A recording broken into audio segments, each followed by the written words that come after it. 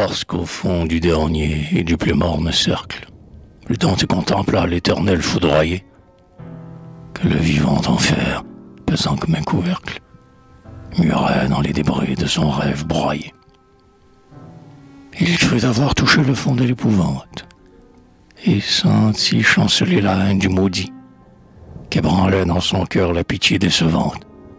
Or, son trouble muet, Lucifer l'entendit. Il tint le voyageur fasciné par la crainte de ses fulgurants yeux incapables de pleurs.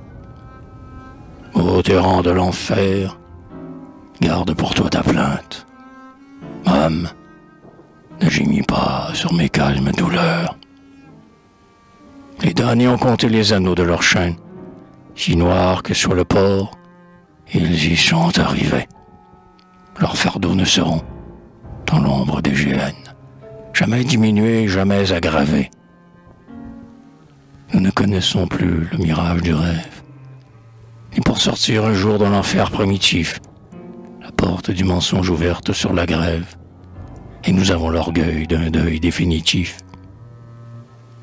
Nous ignorons surtout celui qui vous adule, l'adversaire enjôleur dont le verbe ennemi trompe depuis toujours votre désir crédule et que vous réveillez quand il est endormi. Affranchi des pensées menteurs de délivrance, et fort de la sentence écrite à notre seuil, nous avons rejeté l'horreur de l'espérance, fille du deuil passé, mère du futur deuil.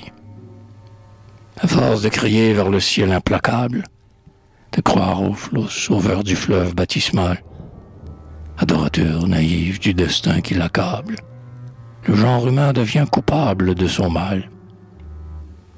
Toi dont les yeux ont vu les peines éternelles, homme, va-t'en d'ici, retourne sur tes pas.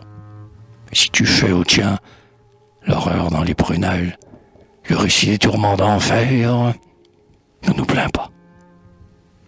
Votre misère est plus intime et plus profonde, car, innocent d'espoir, de prière ou de vœux, dans le crime immuable et surhumain du monde, les damnés ne sont pas les complices de Dieu.